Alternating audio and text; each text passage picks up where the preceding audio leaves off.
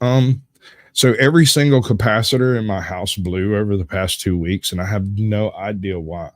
I'm gonna blame ghostesses and stuff unless somebody can shows me something that might cause that very thing to happen.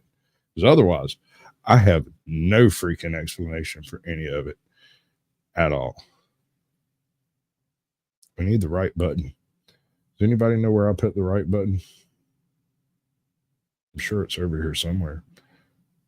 Is it not? No way I deleted it.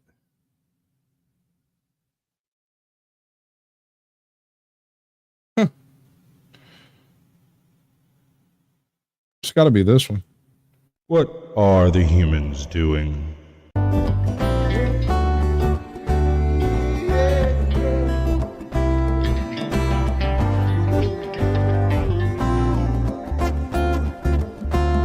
Do you think you're ready? Can you handle the truth? Or are you in denial and demanding more proof? They demonstrate in real time how they're spinning you lies, but no one pays attention, no one opens their eyes. They walk around like zombies with their head in the mobiles, signaling their virtues with a pick on their profile. Yeah.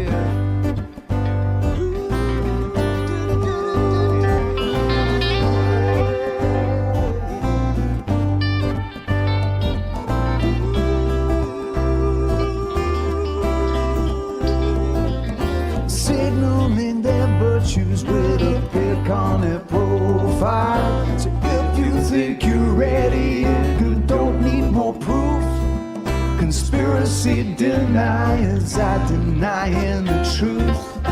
They fabricate our problems and pretend to provide the best solution, but we all know they lie. They lied about the weapons and they lied about health. They lied about the fact that they're transferring the wealth. You should really notice how they're pushing the fear. Keep everybody terrified and not thinking clear. Yeah. Everybody's not thinking clear. Keep everybody terrified.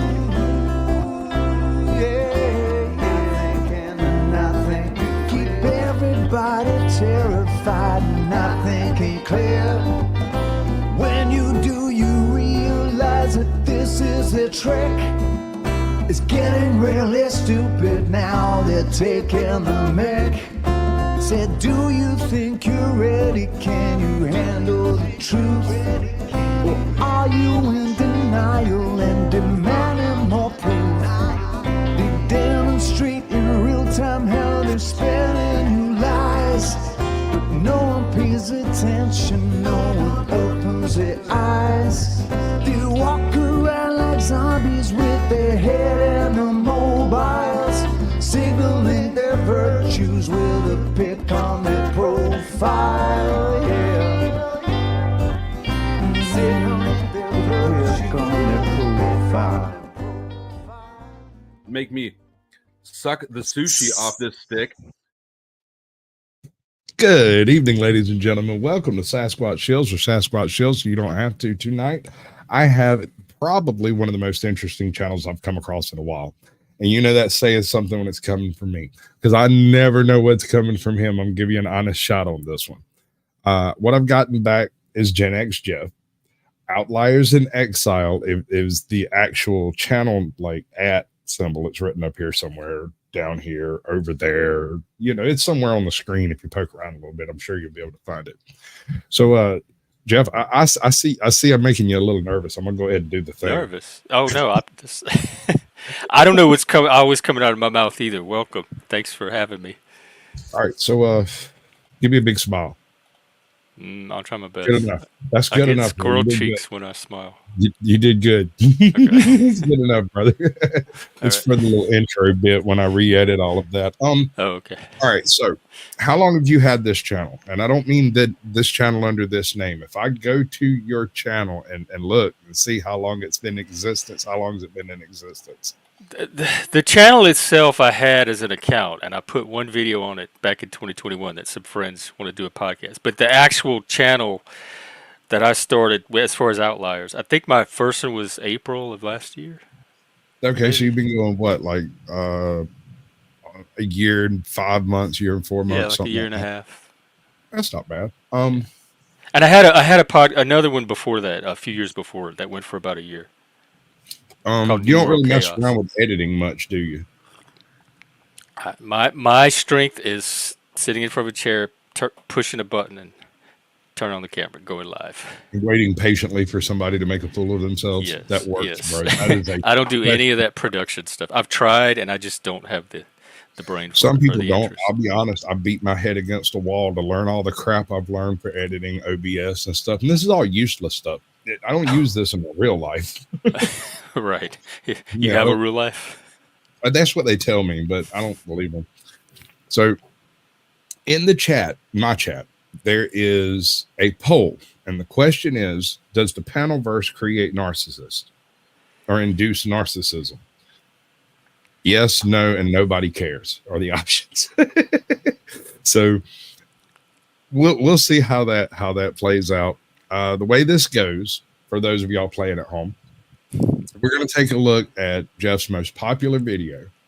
We're going to look at his very first upload, and we're going to look at his most recent upload. And you'll find a lot of similarities and a couple of little differences here. Homie hasn't changed a whole lot over the past year or two. And that's not a bad thing necessarily, because if you find something that works for you, do it. Try to get paid doing it. I'm trying. So try. Yeah, I get it. So we're going to start off with some basic housekeeping, right? So you started your channel. You did a podcast with you did a podcast from some folks a while back, and then you started this channel specifically to enter the panelverse approach. Originally, it was going to be a men's mental health channel because it was going to go along with the business that I started for myself. Right. And so the first few months of it, maybe, or a few weeks, was devoted to that. I discovered the panelverse somewhere along the way, and it kind of, my channel started becoming panelverse after that, but it wasn't originally intended to be that. So essentially what you're doing is I think that might be the first time I've ever seen that man on screen. Is you're taking a very open-minded approach to paneling.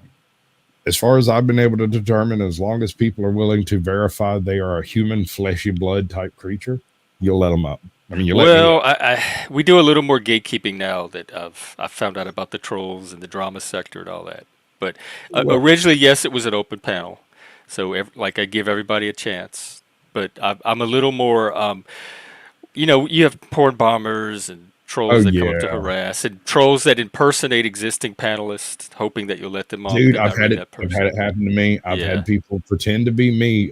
Wandering hippie got hit by somebody pretending to be me. And the weirdest of weirds, it happened the day after I changed my avatar and completely updated my channel, right? So like I changed my channel and homie came in with the old logo and stuff. And I was in chat and I'm like, that's not me, bro. That's not me. And he's like, wait, this is your avatar. I'm like, no, bro, I updated it yesterday. Like, I swear to God, bro. And he got popped, but it happens. I mean, the only thing you can do is try to prepare for it. Try to get, this is your most popular video. I find that weird considering it happened on Labor Day. You know why? This is one of my first all-day streams, probably. I think we did 8 hour, 12 hours. Yeah, this thing's like 9 hours. 9 hours. Yeah. That makes sense. That does make sense. So, all right, you've made the channel. You've got 700 and some odd subscribers.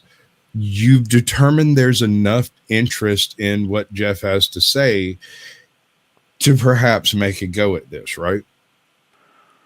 Yes, that's my hope. Okay. Let's fast forward, say 2 years. You're at 5,000 subscribers. Where would you like to see yourself at that point? Well, this channel is part of a larger community building project.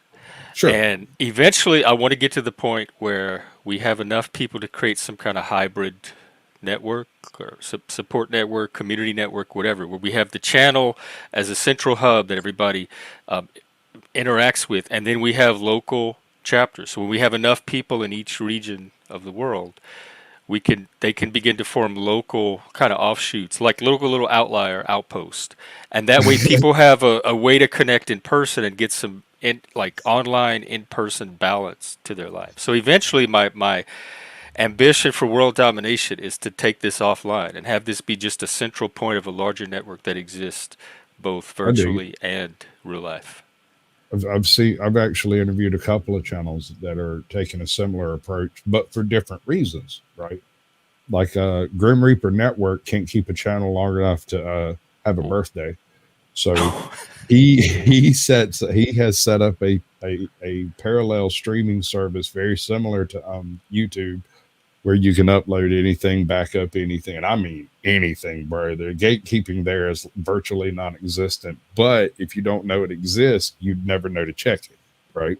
Right. So it might have like 500 people on it total, and I'm basically there by proxy because pretty much everything I upload to YouTube gets duplicated over there because the owner of the site says so. So that's kind of cool. Yeah, I was archiving mine to Twitter for a while, and then they stopped that. They started charging to let you stream to Twitter. I was streaming to Twitter every time, and I had a couple of really banger nights on Twitter, like where I'd have 4 people on YouTube and 325 on Twitter. Nobody in chat. I think they're all bots. Not sure what to do about that. Same thing with Rumble. About once a month, I'd have a blow up chat, or not a chat, but a blow up show where one of my shows would do 500 or 700 views. I never saw a person in chat. The only people that were in chat were people from YouTube who went there specifically to be in chat. Oh. So I don't know who we got on panel here. Let's see. I'm trying to figure. It looks Let's like see, we say Gen X Jeff, the horniest. Yeah, YouTuber. we got looks like Moose, Mike Cerrone, Leggy. So this is recent because these are recent. So this past Labor Day, I guess. And then I can't make out the one at the bottom. No. Remember. Okay, that's Lanza. Yeah, Lanza. Okay, so you want to create a deeper network involving offline, IRL. Yeah, I'm trying. I do men's mental health and especially neurodivergent men. So I'm trying to create a support network for that population and then any other people that want to participate. But it's mainly centered toward men and neurodivergent men because I think we're underserved. I don't think we get nearly the support we need, and I think we're having more reasons for support now than we may have had in the past. Do we have more reasons, or is it just more available online? I think both. I think the technology makes it more available, so I definitely want to take advantage of that. But I think that the way things are going politically, I think there's this big androphobia, fear or hatred of men, is the only acceptable phobia left. Like you can't be transphobic, racist, homophobic, but nobody has a problem with people directing the same type of. I hadn't thought of that, but you're absolutely correct, sir. Wow. I mean, I'm a man. I can't help but feel it.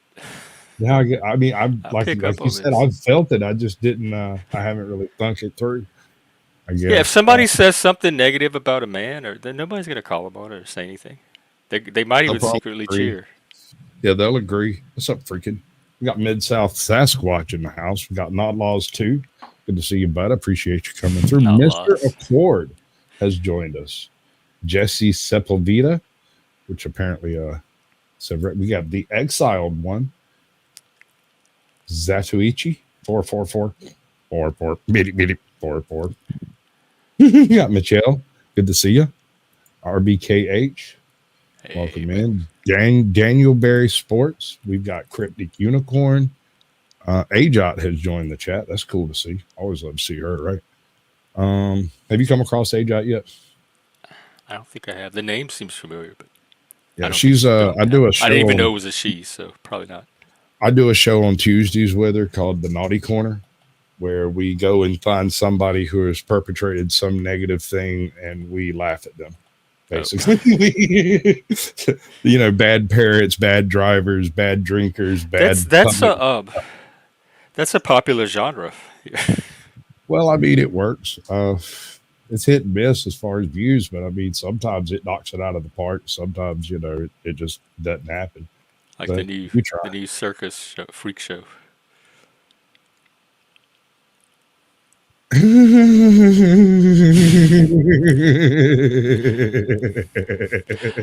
I'm not sure you're the type of man that has anything to worry about. Oh, no, I think you're handled, bro. You've got it figured out. You are the one.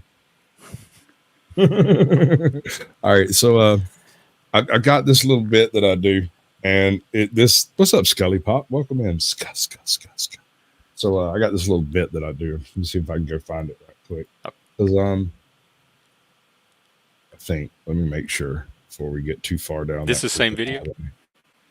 Yeah, we're still on the same video. I'm fixing to do a different video, and I want to make sure I got the right one before I play my stupid little thing.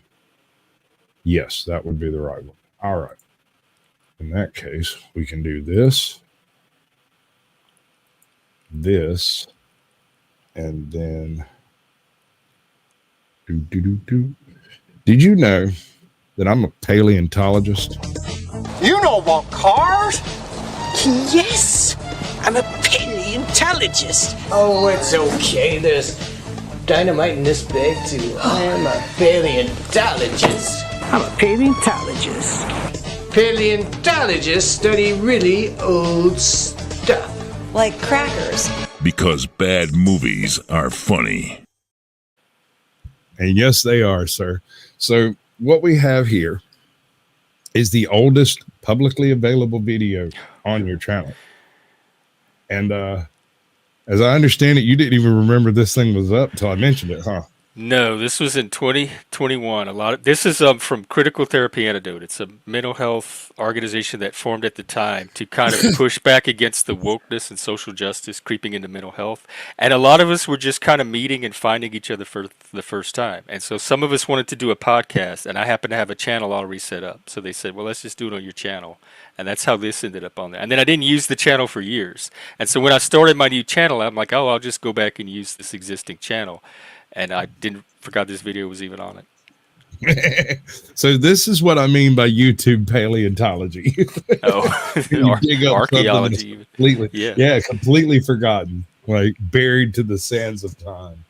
But look at old young Jeff up here. Yeah, what are you, like 4 years ago? That's me in Seattle before I moved out of Seattle. So that's my Seattle place.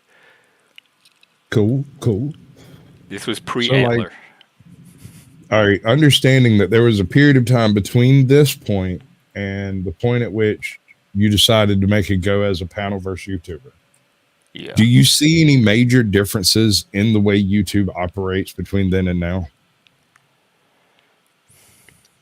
Not YouTube itself, like the YouTube infrastructure. Not really. The panelverse is certainly different. Like the type of YouTube experience is different. Because originally it was going to be a podcast. It was a show. People watch it to get educated. They interact in the comments about the topic. I had no idea there was this whole like social network to YouTube where people just hang out, talk, that kind of stuff. I thought the channels were like targeted and focused on specific things. Oh, well, I mean, maybe they used to be. Once upon a time, it was kind of considered gauche to have too wide of a pattern on YouTube. It was considered stomping on other people's territory. So if you were in a group of YouTubers, this is, you got to understand, 5 years ago, I was trolling. 4 years ago, I started my channel, right? And I stopped trolling, stopped a whole bunch of other evil shit that I was doing, and started my channel. And I have been clean and sober ever since, as far as the troll's concerned, except for a few snide remarks and sitting backstage on flow states. I mean, I don't really know what else to do for him. So What made the change? How do you go from trolling to? I quit Smack. Oh, okay. Oh, you think that drives some of the trolling? Well, I had so much self-loathing in and of myself with no one else's input. I hated so much just sitting there in the dark that it spilled over into how I interacted online. And it went very far, Jeff. It went very, very far. I'm going to say, and I'm not going to say publicly the names of them, but I had over 40 sock accounts that I used to basically just terrorize people, just for funsies, just to see if I could make them whatever, you know. And the trick of it was that you would join in with all these different sock accounts and then argue amongst yourself on a channel that doesn't have but 10 or 12 people in the chat, and to go from 10 or 12 every stream to 25 every stream, only to fall back down after, because eventually you're going to mod one of my socks. You have socks now? No. Oh, okay. I do not utilize sock accounts. I have a backup account that I've never mentioned as by name on the channel, and it's just there to compare how the YouTube for me page looks on this profile versus a non. There's no likes, there's no saved videos, there's no content on that other profile over there. It's just for like a virgin algorithm approach. Oh. I'm proud of you, Bid South. You do that thing.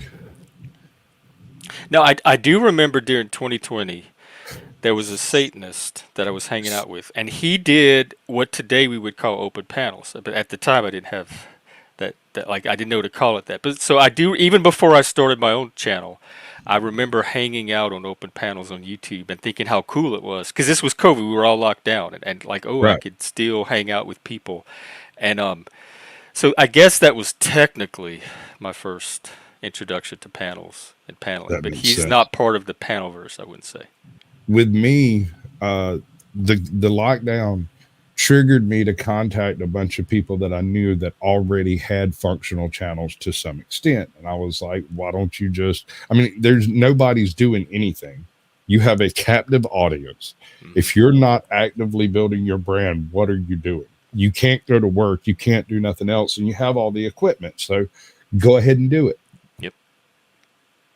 That when I got locked down, when we locked down, and I had all that, and I lost my job like 3 days before that we called lockdown.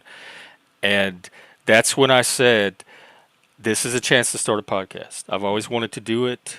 This is my chance. And so I took like that first year learning and watching and going on other channels. And I did it on Zoom at first. So it was like, well, that was one of the things that I didn't realize, the things that I was learning when I was out there trolling, the backstage stuff, because, you know, I would never come on camera. I didn't have a camera. And at the time, the phone that I was using, I kept a piece of tape over it just in case I ever accidentally but I've spoken to a whole bunch of older YouTubers, most of which are no longer around or not part of the channels that they were a part of then. And there's no point in naming names because they wouldn't recognize me as this channel or as the individual I actually am, right? Because I'm so very nice. You know, I'm so zen. You can't get under my skin. You can't trigger me. I just smile at you and move on. And it's because I have seen all of this activity before, right? and so it's just pattern recognition. Basically. Yeah, I'm starting to get. I hope I'm starting to get good at some of that myself. Right. I mean, it does take a little bit of effort. It's not the kind of thing that you can. And you got to catch a bloody nose from it a couple of times. You got to get it wrong. And that's one thing a lot of people have a problem with. The biggest tip I can give you, and this is for you and anyone else doing a panel or ever planning on going on a panel, do not knee-jerk react. As a host, you mean? Even if you're just a guest on a panel, if somebody can trigger you into a knee-jerk reaction, then they'll just continue doing it in order to invalidate any other topic you might want to cover, right? Oh, like once they see your buttons, they're going to keep pushing. Right. That's right. Once they find that button, they're going to do the monkey thing and just keep hammering on it. You know? Yeah. And you can't judge them for that. They're not the ones making the Oh, I decision to react, but you can blame Well, them. a reaction though is kind of pre-conscious. I guess it's how much you act on that reaction or let it show. So I practice a poker face. Oh yeah, I don't have one of I've those. been doing this forever because people really astound me, the things they do. If you're ever in public, just look around at what some of the people that are in sight are actually physically doing right now, and it will blow your mind. These people believe they're in their own little world and they're out in public. Nobody can see them while they're digging in the crack of their butt or picking that really good bogey up out of the center of their freaking brain. They're over there filling their gas tank and scratching their ass and rubbing under their arm and sniffing because they're going their way somewhere and they don't remember if they put on their fucking deodorant. You watch all of that?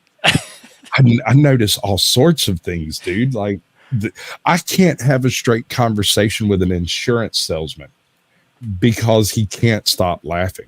And all I'm doing is stating the things as they are and as they happen. I'm not trying to be funny. I have had to get up, walk out of the room, and let it calm down so that I can come back room and be like, look, I really would like to accomplish something today. And to do this, you're going to have to stop laughing. I'm not telling jokes. And he's like, I know, but it's really funny. And I'm sorry. I can't help that my life is humorous to you. I am not a clown. While I am an entertainer, I am not trying to entertain you right now. So stop being entertained for a minute. Let's get this done. I think I'm going to work on my poker face. Yeah, that would help. I don't know if people. But buy it. the other end of that is once you've got the poker face up, you don't bring it down until after you've had a good think on whatever it is that has happened. So if something pops up in the chat, you read it, poker face, you read the next one and the next one, and then you go back and read that one that pissed you off and then think of something to say. Because if you just knee-jerk, you're going to say how you're feeling instead of the intelligent response. And while feelings are fine, they are reactive. I do want the raw response because that is the most intelligent response. Because as I let that emotion, as I tune into that emotion and let it enter, it brings an intelligence along with it that I would not have access to if I suppress the emotion, then just try to intellectualize about it later. I need that extra bit of data that emotion gives me. Okay. And that could be a neurodivergent thing. I'm finding out it might be the minority there. But that's always been I've never known anything else. Like I've done that my whole life, so I don't know any other. It works for you. I'm not telling you not to. Because when I take the emotion out, I take part of the intelligence out. I don't get the full intellectual range if I try to just think about it clinically and detached. That's an important perspective, but I need to supplement that with the raw emotional reaction to get the whole perspective. Okay. Because that is part of me. That is my body telling me something. Sure. And it, like I've said 1,000 times, it's your channel. You handle it the way you see fit. You'll never catch no smoke from me for doing what you do. So you do it. I can't do that. If I tried to do that, my tongue is so bladed, I'll cut you with both sides of it. Not even. But what's wrong with that? If that's what they're earning from you. Because some people work hard for that tongue lashing. It's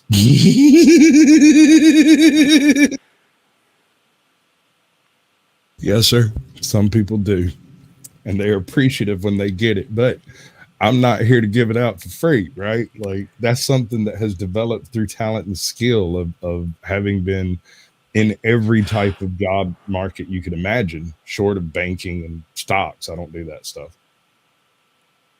Oh yeah, I don't do that stuff either. Jan God seems a little confused. Podcasters at my life's call. I think of myself as a community builder, not a podcast. So podcasting may not be my life's calling. It's just a method, a means to community building for me. Sure, that's the actual life calling. And that's kind of what I'm getting at with all of this is I'm doing a similar sort of thing, but I didn't realize that was what I was doing when I started the channel. When I started the channel, I was literally planning on reading westerns and got a bad mic. And then it turned out that at least 5,000 people out there seem to think I'm fairly funny and slightly entertaining. And And you have a apparently, good radio voice. apparently I have a good radio voice, which was why I went for the reading westerns. But I got a broken mic right out the box and didn't know it. And I'd never messed with a mic before, so I didn't find out until I got a new mic. And I couldn't record anything properly because the mic was messed up, but it would work in StreamYard. So I ended up falling backwards into the whole Panelverse thing. But I came in a very strange way. I had never heard of the Panelverse, right? I had encountered some of the people in it, like Wizard. I'd come across Jack Talcott previously, JB Gunner, a handful of other people. But as far as like interacting with any of these people, nothing more than being 10 of the freaking people that were watching them that day. So most of them wouldn't recognize me as the troll I was before. And the Did you ones that discover the would- Panelverse as a troll, or that was the reformed? No, I Sasquatch? didn't realize. I didn't realize that's what it was. I had encountered a bunch of the personalities, but did not realize that there was an association beyond just them being YouTubers, that the Panelverse existed as a thing. So after I started the channel, I interviewed a couple of guys who had, I had like 12 subscribers and they had 25, you know what I'm saying? Like a couple of them, and I did a few shorts, and then I did a couple more interviews, and I did a few more. And the interviews came about from, I joined a panel one night and accidentally took it over because I kept asking questions because I was very curious. And I got a bunch of emails the next day talking about, you should do some kind of show where you interview people. And I was like, I don't know. Sounds kind of shady to me. And look at Seems you now. sus. Yeah, well, I mean, when you fall on success, you should lean into it. It wasn't like I tried to do a thing. I just was kind of asked, hey, can you do that on purpose? And I kind of shrugged and went, okay, well, I would need this and that and the other thing. And I got it all and did it. Well, that's one thing I like about the Panelverse. Is it's so creative. Like it's just open-ended creativity. Like you never know what's possible till you see it or you do it yourself. There's not really any limits. I'll get to you in a second, Yawn God. Is the Panelverse just a bunch of YouTube channels having these live panel discussions? Largely, yes. More specifically, it involves not only YouTube channels, but also a whole bunch of people who don't do nothing but chat or don't actually produce content. There are also panel surfers that you only see on other people's panels that do not have channels and don't do content. They don't even chat. They just pop into a panel. These guys are fairly rare. Most of them are okay once you figure out how to spot them, right? Like, what's that dude? Some average guy or whatever. I don't think I know him. I can't remember. He's got a really plain name. All right. So the next question is, what does Gen X Jeff think is broken in society, which I think requires this is a him to be troll. society builder? I I said community builder. I wouldn't dare try to take on building a whole society. I'll be happy just building a community. No, if you're attempting to build a community, you are attempting to create a smaller society within the larger corporate fiction, as it were. Or independent of that, like alternative to that. But as far as it's for men, it's mostly for neurodivergent men. Like if or men in general, if you're a man and you go try to get mental health services, you may not get the best type of service for you in the current mental health system. And if you're autistic or ADHD, same thing. And so I'm trying to provide an alternative where those people actually get the mental health support that they need, that they're not getting from the current system. So that's what I would say is broken. Like the capacity of the current mental health system to serve men and neurodivergent people, I think, I is would go not as necessarily broken, but very, very I would say it's underdeveloped. broken. I would say as far as our mental health system in general, is highly, highly lacking. It is unbelievably lacking, just in general.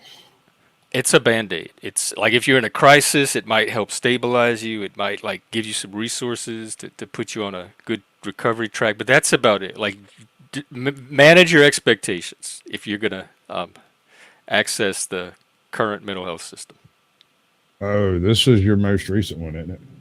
Is that from today? In the house reviewing last night. Oh yeah, we reviewed that interview from last today, night. right? Last night, yeah. Yeah. Oh, that's a great pause face. Look at that. She looks very Solid serene gold, and baby. spiritualized. Oh, I think there's potential for that. I think there's potential for a troll recovery group and a panelverse support, like a content creator support group. I do this thing once a month, and it's called YouTube Slave Class. And the premise behind it is I invite a bunch of previous guests on Sasquatch Shills onto the YouTube Slave Class. Usually I try to tune the invitations to channels that it makes sense for. Like the last one I did was risk assessment and whether or not to let certain creepos on your panel, or how to identify somebody who's poking the smoke at you, what types of shorts to upload that won't get you struck down, and what kinds will. In my experience, anything with animals is suspect. Oh. Every single short I've uploaded, well, almost all the shorts I've uploaded involving animals, not only got thousands of views very quickly, but were also struck for promotion of animal cruelty. When I did not upload the short to begin with, I clipped it from an existent monetized short and went, ha ha ha, that's funny. Or asked what level of Florida man that was, whatever it was. And I've caught 2 strikes from that. I'm currently under a probationary strike right now, which is why I don't have a lot of my little gizmos and stuff up going. And all of my strikes have come except for one, which was just I pushed the wrong button. What's up, Rashu? Exile board, welcome in. Early in my YouTubery, I was doing something where I would go and find a copyright-free film, a really old one like The General, or a Isabella Lugosi film or something from the early 30s, and would show that. And I did Last Man on Earth. It went down without a hitch. And the following week I did The Last Woman on Earth, but I had downloaded 2 versions of it. One was the original copyright-free version, and the other was a digitally remastered, sound remastered version. And so when I got in and I got everything set up, I went ahead and set it up and then went and did something and came back. So when I started the stream, I hit play on it and was like, wait, that sounds really good. That looks really, really good. Why? Oh, wait, I got the wrong one. Bam. Just as soon as I realized that the error I had made, I was like, oh no, that's the wrong copy I need to do. And BAP, strike, warning, bam. Just like that? Just like that. They let it go for about 12 minutes. I think the whole stream was a total of like 17 minutes, and they nailed me for it. And these are bots. It's just like automated. It's not humans doing this. It couldn't have been human at the time. I mean, I had like 37 subscribers or something at the time. So, I mean, that was almost certainly bot related, but it was bot related. I sourced that particular download from another YouTube creator, and I knew that particular download was heavily copyrighted. I knew it. It's just that when I went and got the original, it was kind of like a picture-in-picture kind of thing that was done from like the Library of Congress or something. It was really bad. And I found another one of the same version that was also free copyright, and I downloaded it. And I still had that original super sweet copy just sitting over there. And when I went looking, I didn't look close enough at the button I was clicking. And I was like, yep, that, do this thing, do that thing, do that thing. And then I went and took my kid to school or whatever it was and come back. Walked in and was like, bam, bam, bam, let's go. Welcome to the show. We're doing this thing. Click. That's really good. Those lines are really crisp. This ain't right. Something's wrong. But it'd be like that. But when you're doing panels, it's much less likely for you to come across problems like that. You're more likely to come across individuals that just want to do damage to your channel. Yeah.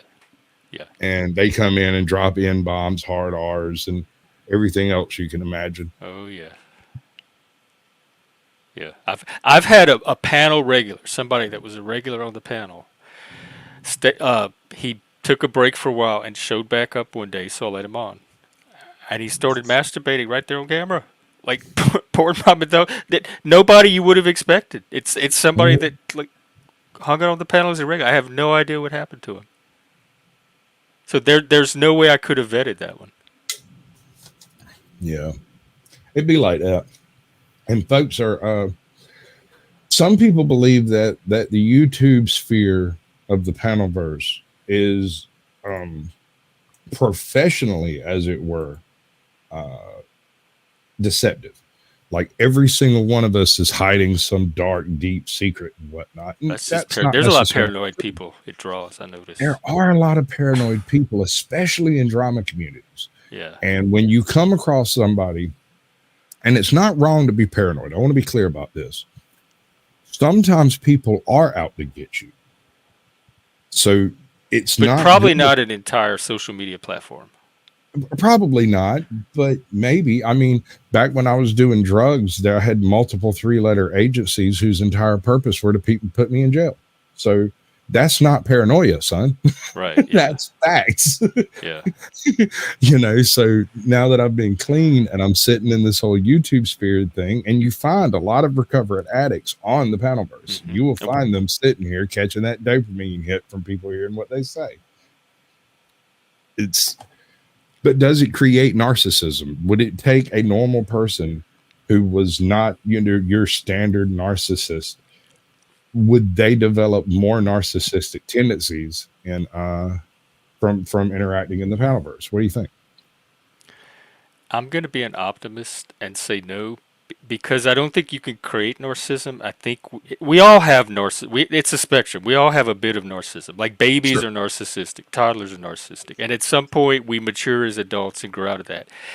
It can, like, I guess, bring out any narcissistic traits or tendencies we have.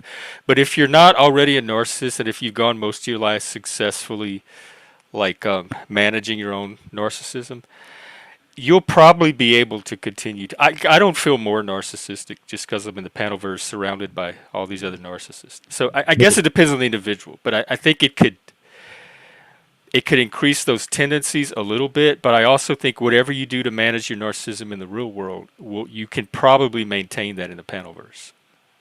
So if you're a narcissist on the panelverse, it's most likely because you're already that in real life.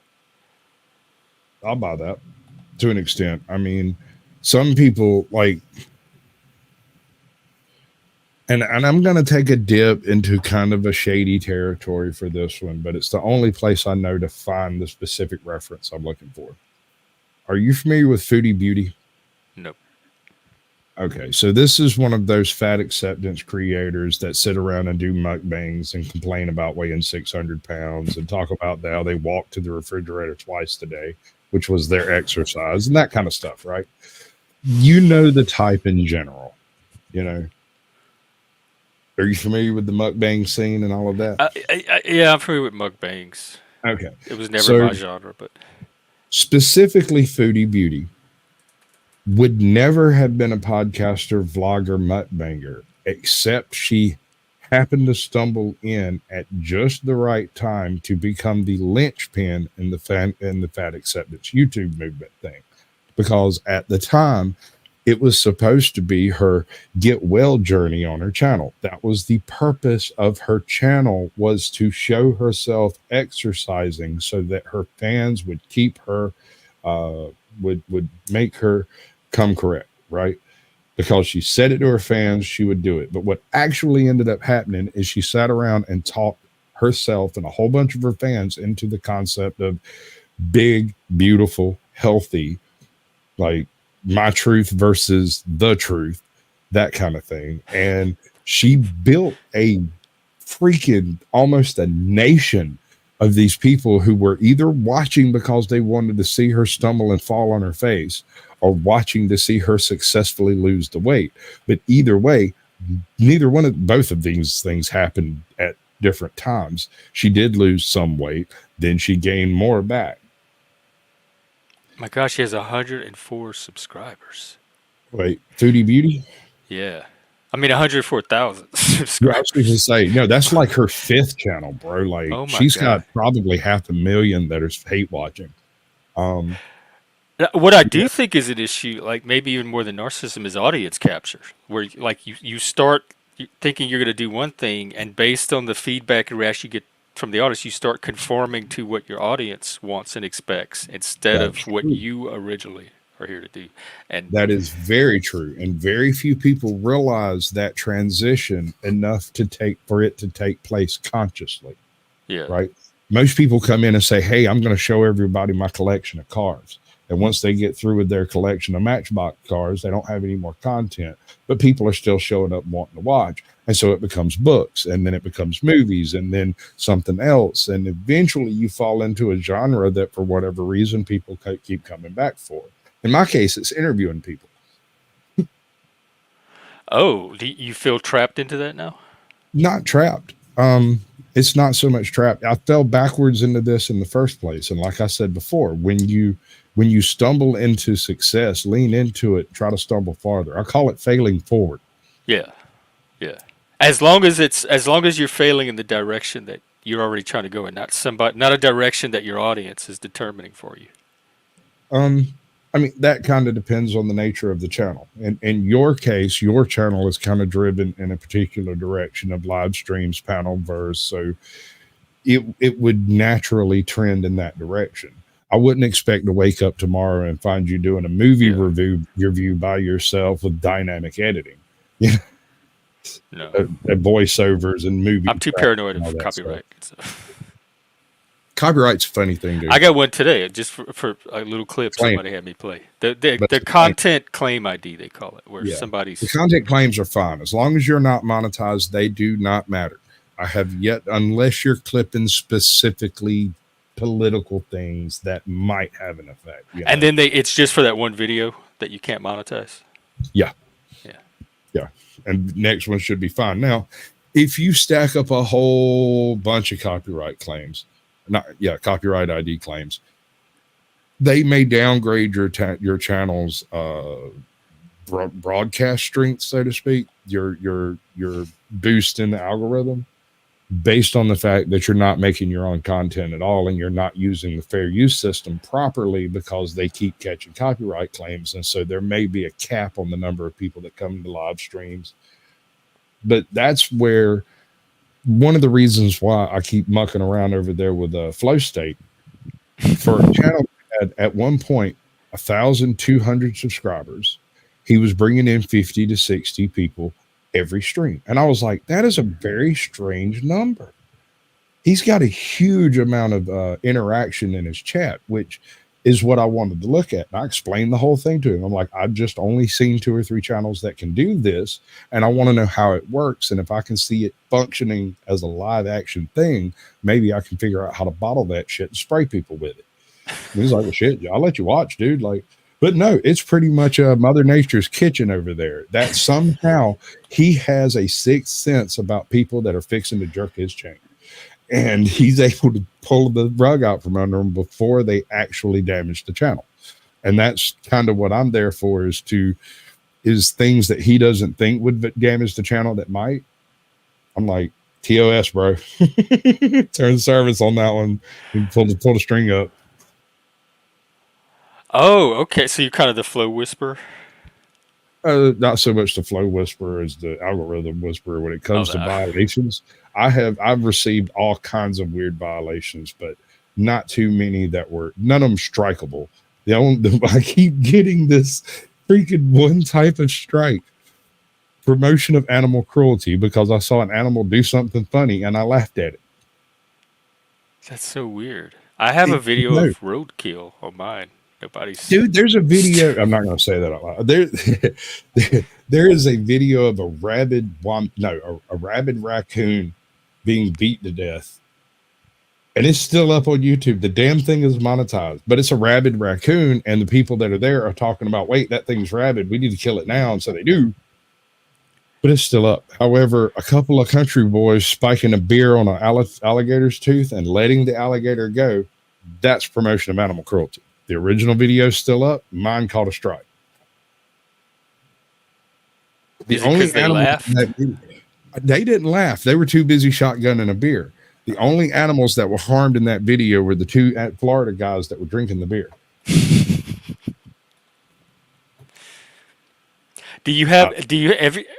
Have you done it where a human reviews it, or is this all algorithm? Like I've bots? tried, dude. Every time I try to appeal a strike for a short, before I finish clicking the button, I've gotten my answer. It's less than 10 seconds. It's like hitting the button sends me the email. There's no way it's a human then reviewing. No humans were bothered in the processing of this. None at all. There's no problem. What's up, Toe Daddy? Mandatory carry. Good to see you, bud. I'm gonna drop the link here in about 10 minutes. And okay. Oh, you doing a panel? More of an open panel type thing. I'm gonna do a little outro diddy. You're gonna get a chance to do your speak out, and after that, I'm gonna drop your channel. If you want, you can drop my live stream link in your channel if you want to. Yeah, they can come over and join the chat. But this is because I don't know what I've got some videos backstage that I'm going to play for us to discuss if we need to. And I don't know. I don't want to have an effect on your channel due to the fact that I get a little hairy on some of my topics. Should I end the stream on my end after? I'll do it. I'll do it. Okay. I'm going to let the whole copyright free portion of the show go through, and you'll like I said, you'll get a few minutes to have your little outro say or whatever. And I got a little outro music to play, and then we're good. Okay. What's up, Flow State? Welcome good, bud. Young God over here going hard in the paint. Sure, that'll be a cold day in hell. That's right, Carrie. You got it, girl. Wow, Kane's Catharsis. Welcome in, bud. Hey, Kane. I'm going to drop the link over here. In fact, I'll go ahead and do it over here. And but we'll wait until the shindig's done before we. Kane would be a good person for you to talk. He just started a channel himself, and he's getting a taste of. He's like our panel newbie, so he's been about a month. That man's a little bit more educated in the panel verse than you might think. He's a quick study, I'll tell you that.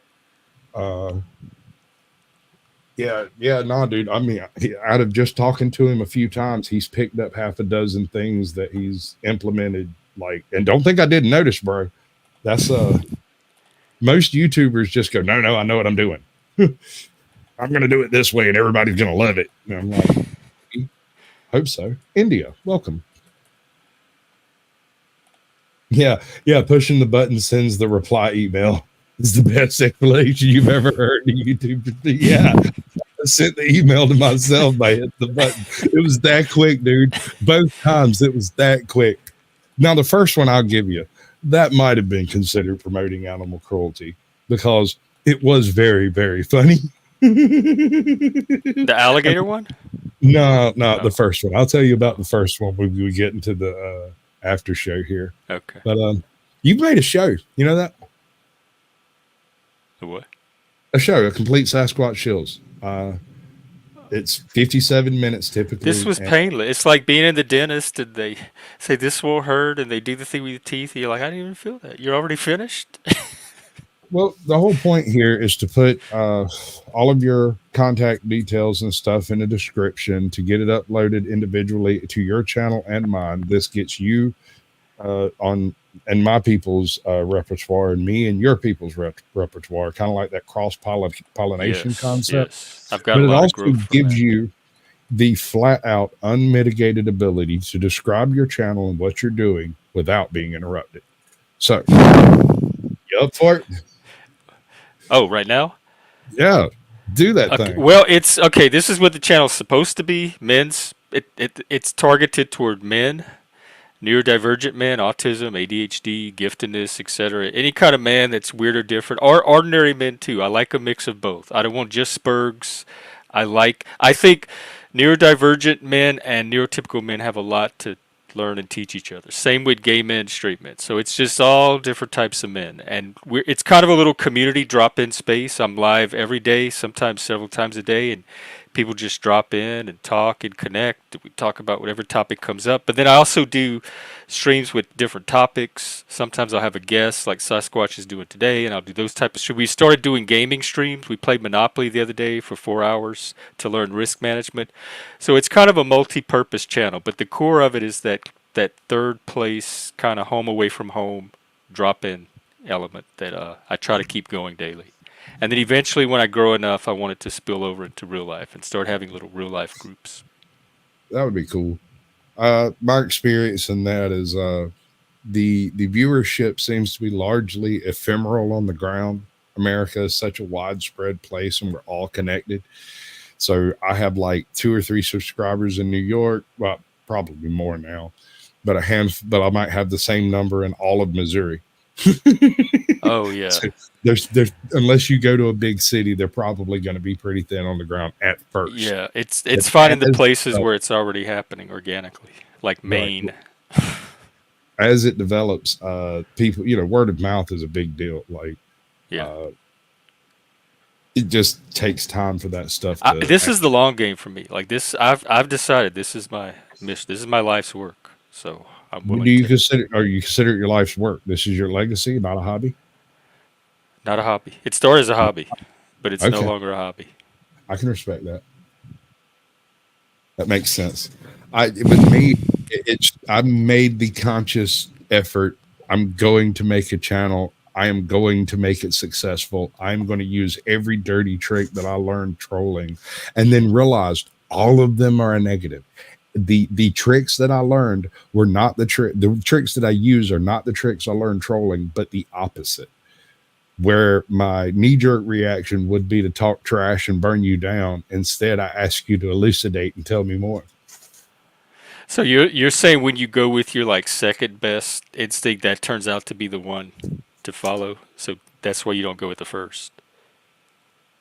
The more considered one. Yes. I'm the type of person to sleep on a decision. Yeah, that makes sense. All right, bud. I'm gonna drop you backstage for about 3 minutes. Okay. Tell everybody bye. Bye. See ya. I thank you for coming up. I appreciate you for showing up, and that is awesome. That's Gen X Jeff, folks. Outliers and Exile. Tune in. I appreciate everybody coming through for Sasquatch Shills. Now, if you're on Gen X Jeff's channel, that one is fixing to end right towards the middle of this next little song we're going to play. I don't have a moderator over there, so I can't drop my link over there, but it's Caucasian Sasquatch. Y'all can find me on YouTube. I'm the only white one I'm aware of. And with that, I'm going to bid you a fond farewell. I gotta bounce. Thanks a lot for proving just how ugly and immature you are. It's been real. And just so you know, I don't really care about your problems. Sorry. Good news, though. We're gonna have to move the party somewhere a little bit more private, but you're all invited. Lorenzo will give you the details. Yeah! But if I lay down and I play dead and I stay dead, maybe you'll get sick of being the monster out of my head, under my bed. Think you're something out of my nightmares, standing right there. But if I lay down and I play dead and I stay dead, then will you get bored of killer? All right, how about them apples? That was done pretty well. Actually, thank you, sir. That was a copyrighted? No, that tidbit is a copyright-free Netflix clip. Okay, cool. And I forgot to mention one other thing about my channel. Most of us are Generation X, so if you're Gen X, that's the place to be. We have a lot of fun reminiscing about all the Gen X nostalgia, too. All right, I got the link pinned over there. We got things happening over here. We got Snark and Sass. Mandatory carry. We got the Freak was in yours. Mr. Yeah, Accord hey, was in yours. Joe. Yeah. Old Joe. Oh, this is new Joe, young Joe, or Oh, a new Joe, yeah, not we the have a same new old Joe. Joe. But old Joe too. He was part of it. He stopped by Let's the other see. day. Dig up what's next in the playlist. So we have, the bonus video from the other night. We have hilarious and embarrassing police standoffs, or a interview with a character who should definitely have a lawyer, but he won't shut up long enough to get one. Asked for a lawyer saved several times, but he, we'll take a look at that one. We'll pop in on it every now and then if it works out for us. Make sure it's at the beginning. We're going to add that to the stage. We're going to go over the top of it because I'm a bad bitch and can do that. All right, so how'd you like that? The show? Yeah. Yeah, that's good. I think it's cool Right. that you do that, like a way to feature different content creators. It's a two-way street. It features you to my people and me to your people without you having to lift a finger. I've gotten a lot of growth from that double streaming thing where people share audiences. Well, used to, back before you could do the share streaming like that, when I did and this was a nightmare of freaking logistics, let me tell you. When I did a Sasquatch Shills, part of the agreement was that you'd get a moderator status in the chat. You would get a copy of the show emailed to you after I got it edited, which might be as much as a week or week and a half later.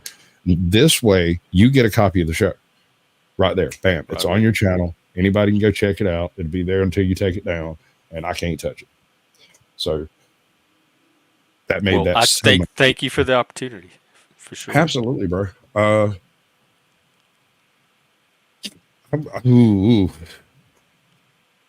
Ms. Alexander. Social media does too. Total narcissistic culture. You're not wrong.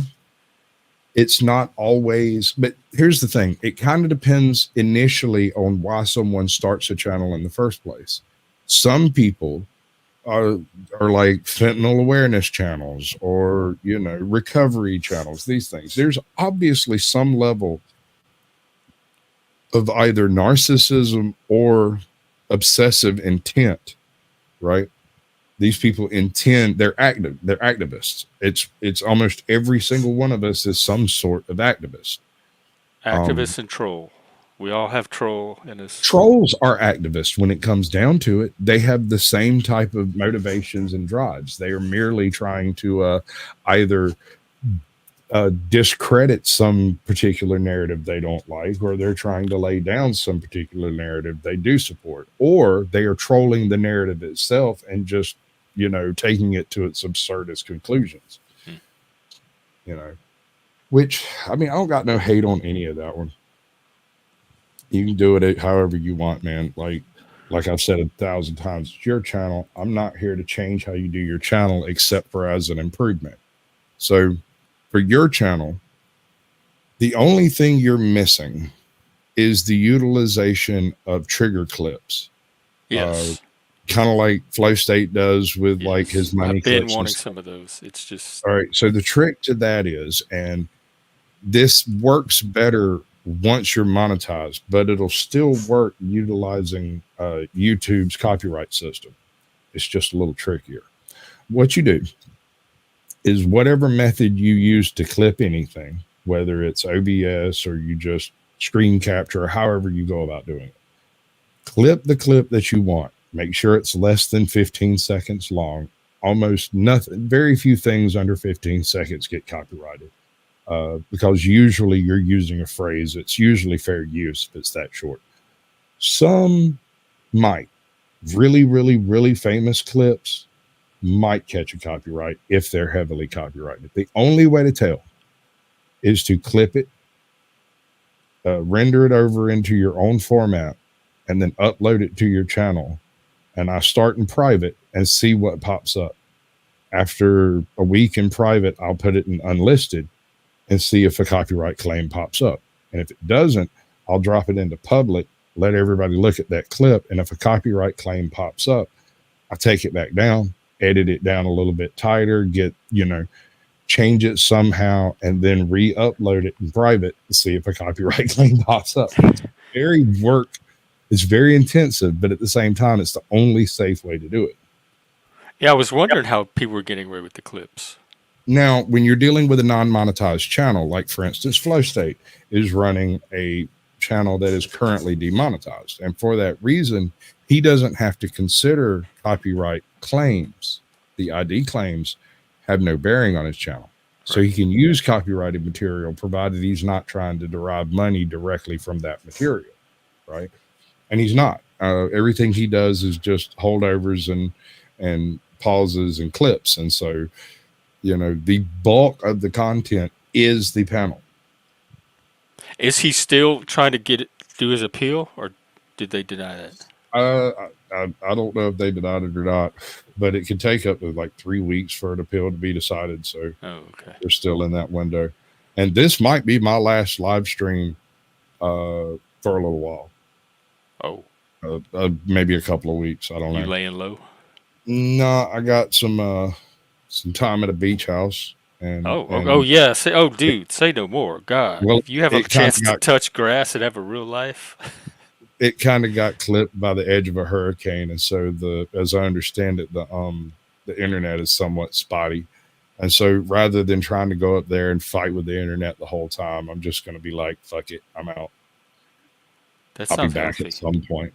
Well, I mean, that happened during the hurricane anyway. I spent 5 days offline. I developed a Wooduku habit. Did you have withdrawals? Not really. I had too much to do to worry about it. Yeah. I mean, once I am able to turn it off and walk away for a day or two, I find I don't even think about it. Like I could easily come back to it. Hours. Yeah. Yeah. Well, there is this, that depends on whether you're attached, whether you have a signal or you don't, right? Because if you just flat don't have internet and there's nothing you can do about that, you get over it pretty quick. Right. But if you've got all the internet except YouTube, that's fucking annoying as hell. That has bothered the shit out of me, dude. Oh, no. Have you ever sat through a police interrogation video? No. All right. Other than the ones you see in movies. Right. Well, this gentleman was picked up. He is suspect at a shooting, I believe, at a Waffle House. I don't know whether he's the actual guilty party or he was just riding with the vehicle that the shots came from. I don't know. I went through a little bit of it beforehand just to verify that it's sourced and not clipped up all wild as hell. You know what I'm saying? All of the actually the link to this one won't be in the description, and I'm not going to change it. So y'all just copyright claim me. It'll be fine. Go get your money. Get that bag, baby. What can I say? So homie has been brought into the interrogation room. He's sitting there, and the cops, we're going to start off in Mentor Lawyer does these weird edits. And so we're going to start off probably with a clip in the middle of the interrogation and then go back to the beginning because, they got to put in the hook. Buttons everywhere, but not a drop to drink. So if she was to tell us that you were at the Waffle House with her, then she would be lying? I'm saying I don't recall. You don't recall. You just don't recall. You don't recall any. You don't even recall that night.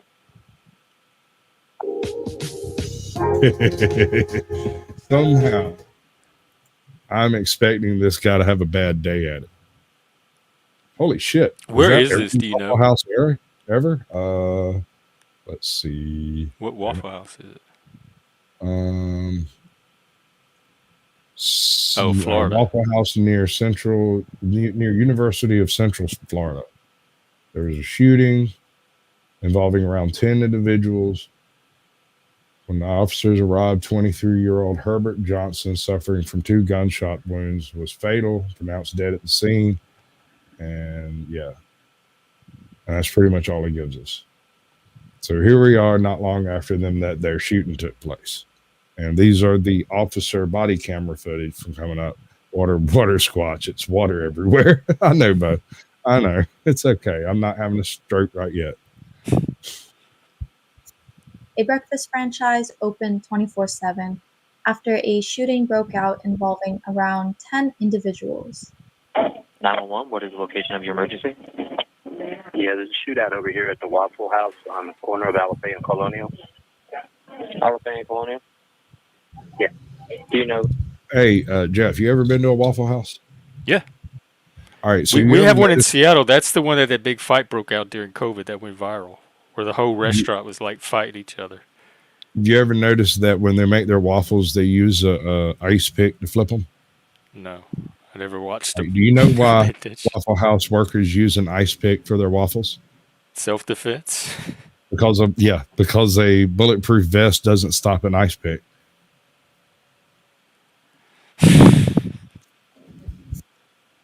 Who's shooting? Waffle House. Yeah, I'm looking for my window in a hotel. I'm at the Holiday Inn looking down. He's so calm. And then a lot of gunfire, automatic weapons. You know if anyone shot? Wasn't me, Chuck.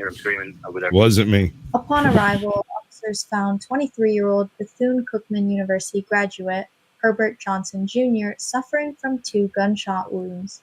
Sadly, the wounds were fatal and he was pronounced dead at the scene. The incident occurred around 3 a.m. A group of 3 individuals had arrived from Club Guild, parking near the front door to pick up their to-go order.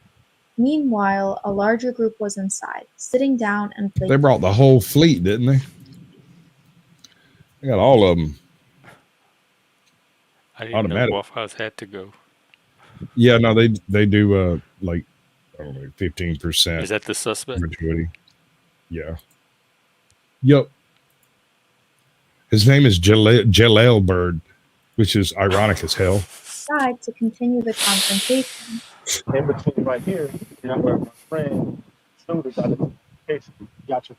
Al-Jalil's girlfriend, Jalen Castillo, followed to back him up. Hold on. We got to back that up. This is Al-Jalil's girlfriend, Jalen Castillo. All right, boys, smash your pass. What you reckon? You reckon she's the trigger woman? Well, they said girlfriend, but I'm still trying to figure it out. Wait, Jaleel's girlfriend is Jalen? How they gonna keep themselves straight? Jaleel and Jalen. You imagine them arguing at each other? That doesn't make no sense. What's up, Lou? Welcome in. Castillo followed to back him up. And I know how the girl looked who also had she had a gun too. And then next thing, had a gun? yes, So his girlfriend had a gun. A gun was drawn, resulting in a shootout in the parking lot of this Orlando, Florida Waffle House. Herbert died as a result. We lost a really great young man. They probably did say it was an automatic weapon, but I don't expect journalists or YouTubers to ever get that right. You know, I mean, most people have never had enough experience with firearms to know the difference between automatic and semi-automatic, even though it's very simple. Most people just don't think that far. So, And to the hands of someone who was foolish enough to even think it was necessary to pull the trigger. So now I just hope that the laws pull the right trigger to bring in justice. During the murder investigation that followed, detectives discovered that a light gray Hyundai Genesis fled the scene immediately after the shooting. Inside the car were Al-Jalil Bird, Jalen Castillo, Donald Hawley, aka DJ, and Lovance Charles. The detectives talked to each of them to figure out what happened and why. Was this a case of self-defense? A cold-blooded murder? Did drugs and alcohol play any role?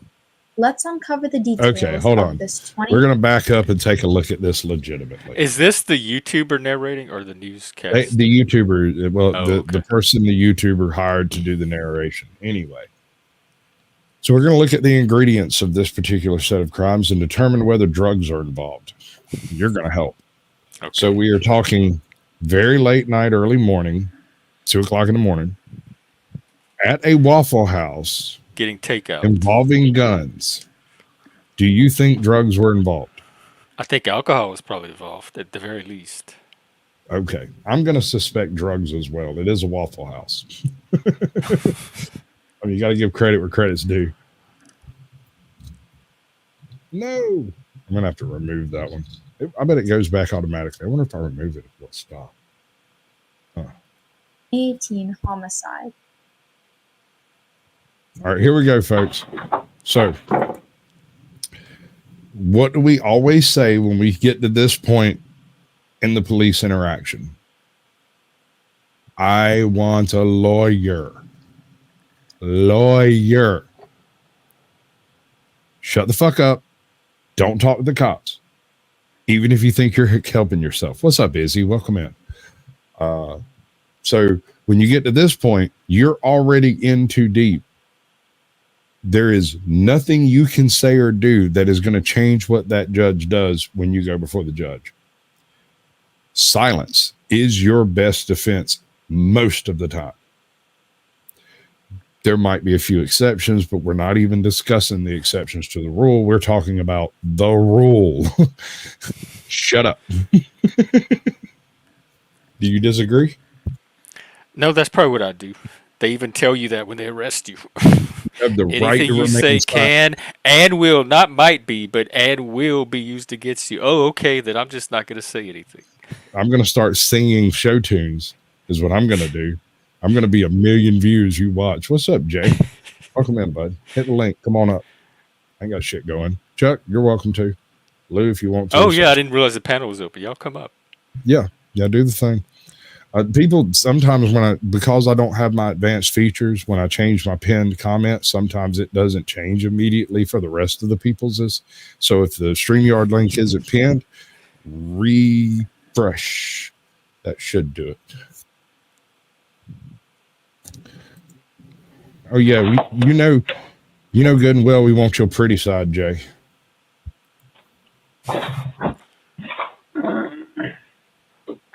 As soon as you find who's the lady in white, just like an assistant?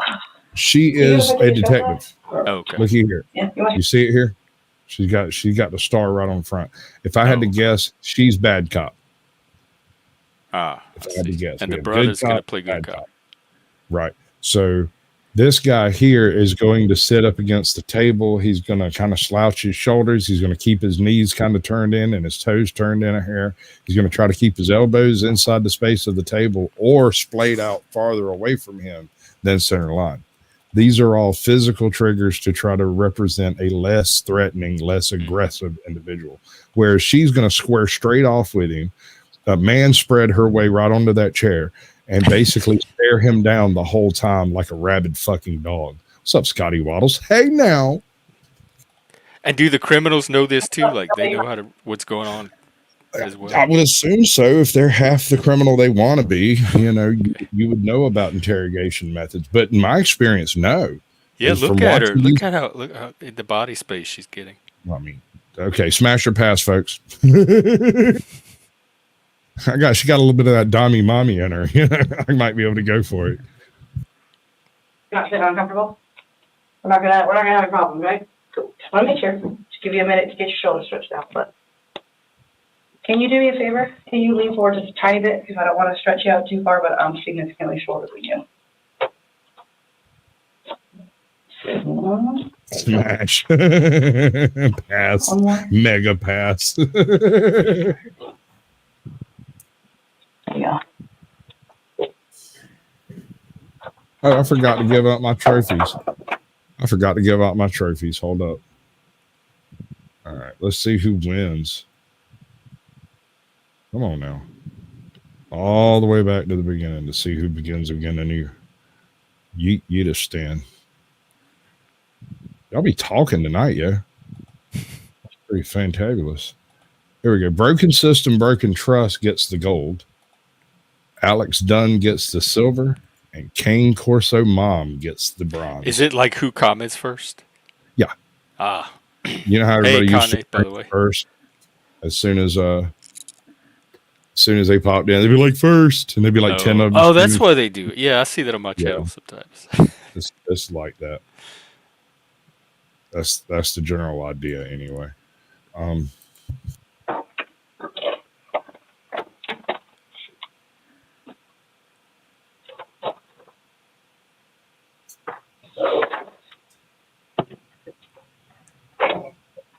Mr. Bird, I'm Detective Phelan, Orange County Sheriff's Office. All right. So notice the little tiny corner up here. I was looking at All that. right, hold on. I'm gonna change this up a little bit. Damn, it still kind of covers it. How do I fix that? Hold on. Just take your logo off for a second. Damn, that's exactly what I'm gonna do. All right. So you see how he's sitting over here. See how he's sitting kind of catty corner to the corner? This chair was in the corner and she pulled it over to get more in line with his knees. And homie has pushed back far enough that he can actually get almost out of line with his knees.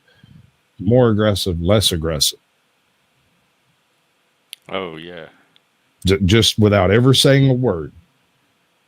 And they coordinate. They plan this in advance. They know. I can't remember it's an actual method for interrogation. It's part of the program that they learn in order to break down criminals when they're sitting there in the little hot box. Detective Barry, with the Orange County Sheriff's Office homicide. We're here to talk to you about a case that occurred back some time ago now, but I'll get to that. But since you're Welcome in, Steve. Good to see you, bud. You have to read your Miranda warnings. Okay. Okay. Let me put some glasses on. Okay. The Constitution requires I inform you that you have Big a arms. style. Anything you say will be used against you in court as evidence against you. You're entitled to talk to an attorney now and have him present now or any time during questions. If you cannot afford an attorney. At this point, you ask for an attorney. Right now. You can let him finish reading this and then ask. But you immediately ask for an attorney and you go no further without the attorney present so that you don't. They provide one? Yes, they will have to. Now, you might have to spend a couple of days waiting on it, but yes. Okay. Now, it'll be a public defender and he'll be so overworked that there's no way you'll get any help from him. But at the same time, you give me access to a fucking library and I'll do the work my damn self. One will be provided for you without cost. Do you understand your rights? Yes. Has anyone promised you anything or coerced you into speaking to me? You know why you're here? The reason why we want to talk to you basically is January the 15th, 2018, there was a shooting at the Waffle House on Alafaya in East Colonial Drive. People have come in and said that you were there, you were involved, and that's why a warrant was obtained to get you here in order for us to talk to you. Okay. We talked with your girlfriend. I'm not good with names. Why not? That's the reason he's not good with names, because they have the same name as Jaleel and Jalyn. I wonder if his dad knew both women. And his name was Jail. Jaleel Bird. Jaleel Bird. Like, wow, dude. Like, I'm not even joking. I'm dead serious. Homie's name, and I'm going to drop it in chat when I find it. Jaleel Bird. They spelled jail. Like, full stop. Jaleel Bird. That is homie's name. I'm not joking. Dead. Jolene? Yeah, that sounds right. Justin gets it. J-Man. That's still long. And well, Chuck, if you ever end up in this room with those people, immediately lawyer up whether you did anything wrong or not, because they're fixing to throw the book at you, bro. Ricky.